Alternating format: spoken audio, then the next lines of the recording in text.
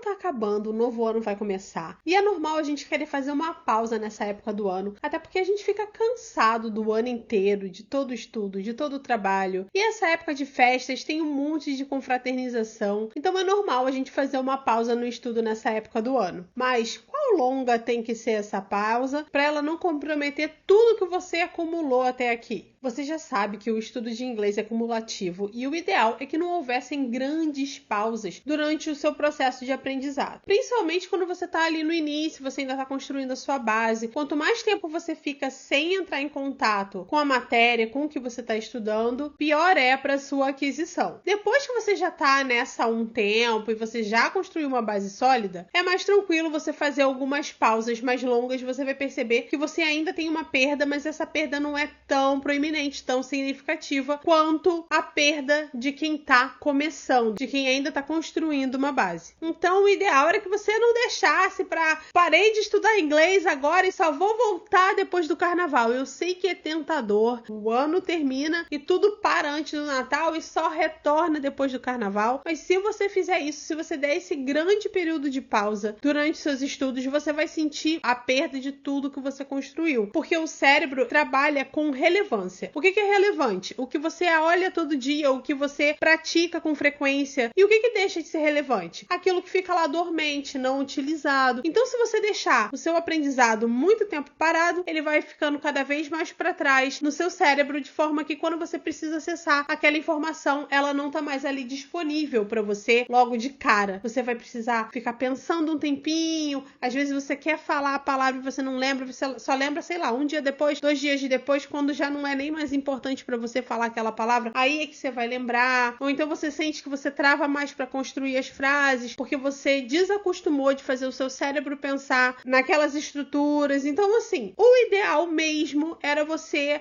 não fazer uma pausa muito longa e ainda que você vá fazer uma pausa, se você puder, mantenha algum elemento de inglês, algum contato com o inglês no seu dia a dia. Eu sempre peço para os meus alunos tentarem fazer intencionalmente uma imersão, porque isso ajuda muito ao cérebro se acostumar com o fato de que agora você vai estar se expondo muito ao inglês, você vai estar absorvendo muito inglês, o seu ouvido vai sentindo que está cada vez mais natural você ouvir aquelas frases, o seu cérebro vai achando que está cada vez mais natural você formar aquelas estruturas. Então, quanto mais informação de qualidade você obtiver, melhor para você. E durante a sua pausa, você vai parar de pegar no seu caderno, você vai parar de fazer exercício de gramática, exercício de vocabulário. Tudo bem, não tem problema. Mas se você puder, tenta manter algum elemento de inglês na sua vida, seja assistir filme, continuar assistindo filme, escutar músicas. De repente você tem um parceiro de conversa com quem você conversa, faz pausa de todo o resto, mas não faz a pausa do seu parceiro de conversa. Então, se você puder continuar mantendo o inglês na sua vida de uma forma regular, você não vai sentir tanto o impacto da pausa quando você retomar os seus estudos. Então, você vai evitar a pausa total, você vai evitar a pausa muito longa e você vai programar o seu retorno. Por que é importante você programar o retorno? Olha, eu tô parando agora, sei lá, dia 15 de dezembro, já passou, né? Já foi, mas você se programou.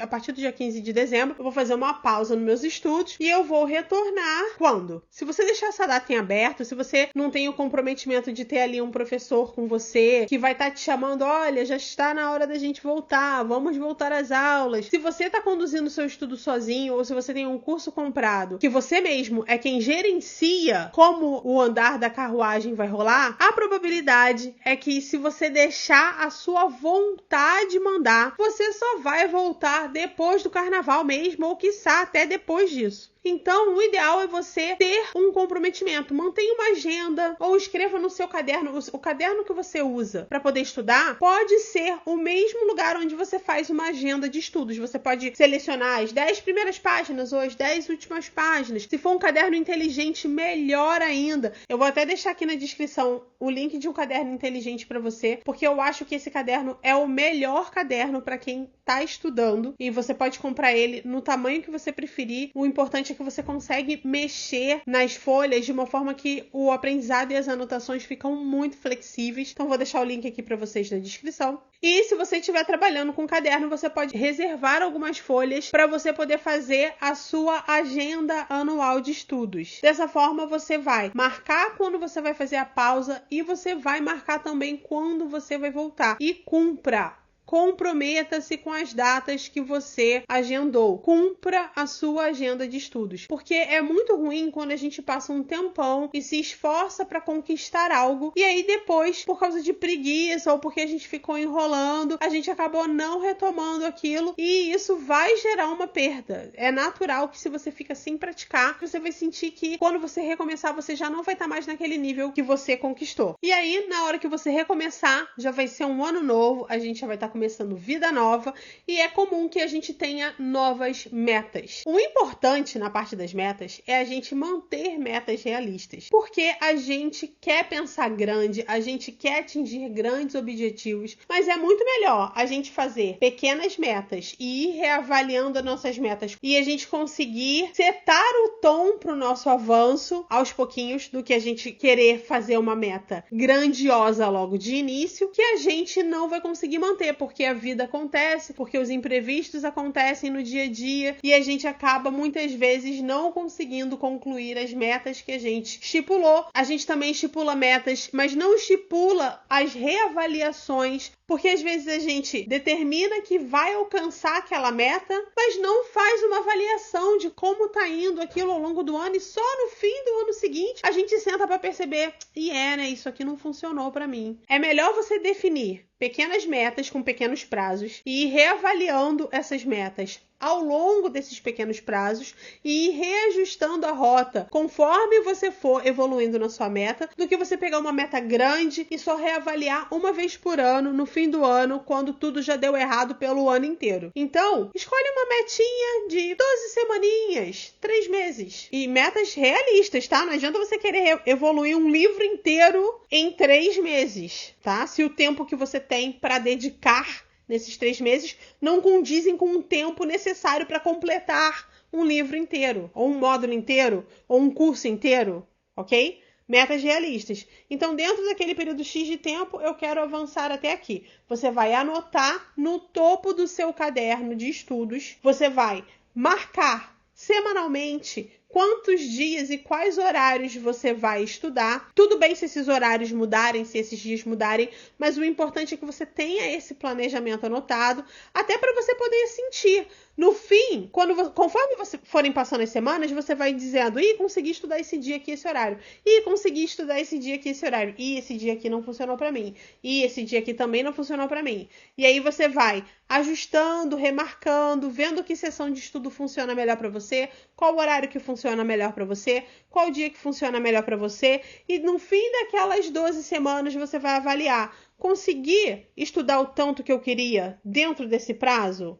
Sim, posso aumentar mais um pouquinho a exigência? Não, preciso abaixar um pouquinho essa demanda porque não está dando vazão por tanto de tempo que eu tenho, a demanda que eu escolhi está muito alta. Então, com o tempo você vai entendendo o que funciona melhor para você e o que a gente vai precisar deixar de lado, porque às vezes a vida é sobre abrir mão, às vezes a vida é sobre entender que não deu para ser do jeito que a gente gostaria que fosse. O importante é que você estude, ainda que você não vá tão rápido quanto você gostaria. Mas eu espero que você consiga se organizar nesse fim de ano, que você consiga criar metas realistas, que você consiga se avaliar de 3 em 3 meses para sentir se você está conseguindo conquistar ou não a sua meta. E se você tiver vontade de aprender inglês e quiser aprender com o meu método, aqui no link do primeiro comentário eu vou deixar o link para o meu roteiro turbinado, mais a inteligência artificial que eu criei para ajudar você nos estudos. O roteiro tá todo estruturado